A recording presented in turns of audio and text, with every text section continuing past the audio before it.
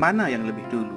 Kebahagiaan atau kesuksesan? Apakah seseorang harus bekerja keras menjadi sukses dan kemudian kebahagiaan datang, atau justru sebaliknya? Kita sering berpikir bahwa kesuksesan membawa kebahagiaan. Namun, kelemahan dalam pandangan ini menegaskan bahwa kebahagiaan bukanlah sebuah tujuan, melainkan sebuah perjalanan. Kapanpun kita meraih suatu dan akhirnya mendapatkannya, pada akhirnya hal itu akan menjadi sebuah kenormalan baru, dan kita akan selalu mengupayakan hal baru yang menurut kita akan membawa kebahagiaan.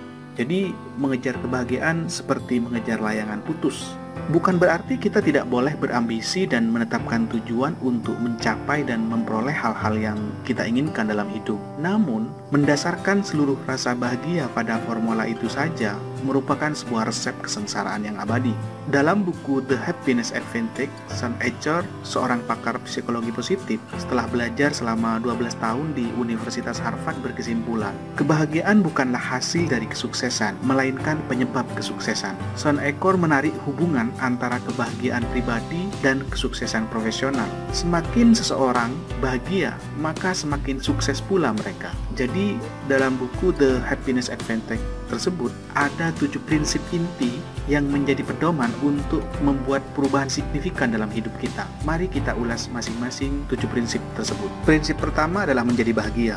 Prinsip pertama ini merangkum gagasan keseluruhan teori ini. Teori ini menyatakan bahwa ketika seseorang merasa bahagia, mereka akan melakukan yang terbaik dari kemampuan mereka, dan oleh karena itu mereka akan berpeluang menjadi lebih sukses. Daripada bekerja keras untuk menjadi lebih bahagia, karyawan perlu merasa puas dan bahagia saat ini untuk mencapai tujuan mereka. Ide ini mungkin bertentangan dengan keyakinan kita saat ini. Itu karena banyak dari kita yang dibesarkan dengan keyakinan bahwa kerja keras akan membawa kesuksesan, dan kesuksesan akan membawa kebahagiaan. Namun, prinsip ini tidak merendahkan etos kerja, melainkan menyatakan bahwa etos kerja dapat optimal dan maksimal apabila pegawai merasa puas dan bahagia dengan jabatannya. Prinsip yang kedua adalah fokus kepada apa yang bisa kita kendalikan. Kebahagiaan itu bersifat subjektif. Orang mengalami kebahagiaan berdasarkan cara mereka memandang lingkungan dan aktivitas sehari-hari mereka. John Achor mengatakan, kebahagiaan bukanlah tentang membohongi diri sendiri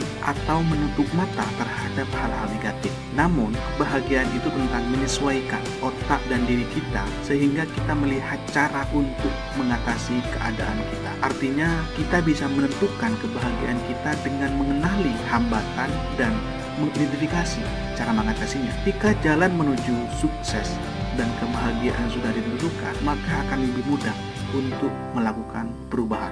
Prinsip ketiga adalah efek Tetris. Efek Tetris mengacu kepada kemampuan otak memindai lingkungan untuk mencari hasil positif dan negatif. Seperti Tetris, pikiran kita mencoba menemukan hasil yang paling sesuai dengan pemahaman kita terhadap situasi. Dengan prinsip ini, Achor percaya bahwa otak kita bisa terjebak dalam mencari hal positif atau negatif berdasarkan pengalaman masa lalu. Salah satu cara untuk mempraktekkan efek Tetris adalah menuliskan daftar 3 hal baik yang terjadi hari ini. Menuliskan hal-hal baik secara konsisten setiap hari akan melatih otak kita untuk fokus kepada hal-hal yang positif. Prinsip keempat adalah jatuh sekali, bangkit berkali-kali. Kegagalan hanyalah mencari tahu apa yang tidak berhasil. Kegagalan adalah batu loncatan menuju kesuksesan. Dengan melihat kesalahan kita melalui kacamata positif, maka kita mengembangkan kegigihan dan semakin dekat untuk mencapai tujuan kita. Namun, memandangnya secara negatif kemungkinan besar akan menyebabkan kita lebih banyak dalam menghambat kegagalan, yang membuat kita menjauh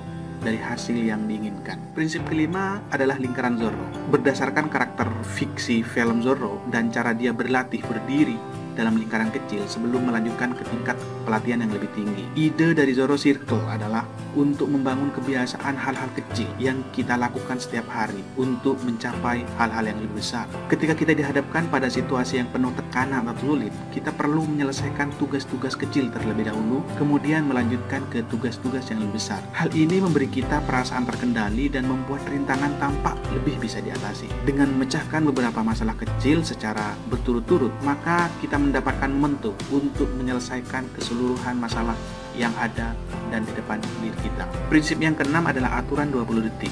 Aturan 20 detik ini adalah pedoman yang membantu kita terhadap komitmen kepada tujuan. Aturan ini menyatakan bahwa jika kita ingin mencapai suatu tujuan, maka kita harus menghilangkan segala hambatan. Idealnya, kita memposisikan diri kita sedemikian rupa sehingga hanya membutuhkan 20 detik untuk mengambil langkah selanjutnya dalam mencapai tujuan Anda. Prinsip yang ketujuh, investasi sosial. Mungkin yang paling penting dari ketujuh prinsip tersebut adalah investasi sosial. Salah satu ciri paling umum dari orang-orang paling sukses di dunia adalah lingkaran sosial mereka yang kuat dan positif.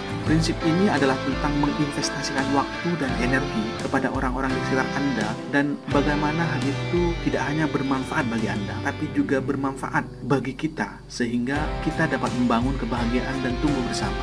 Itulah 7 prinsip yang menjadi jalan untuk bisa mencapai kebahagiaan dan kesuksesan.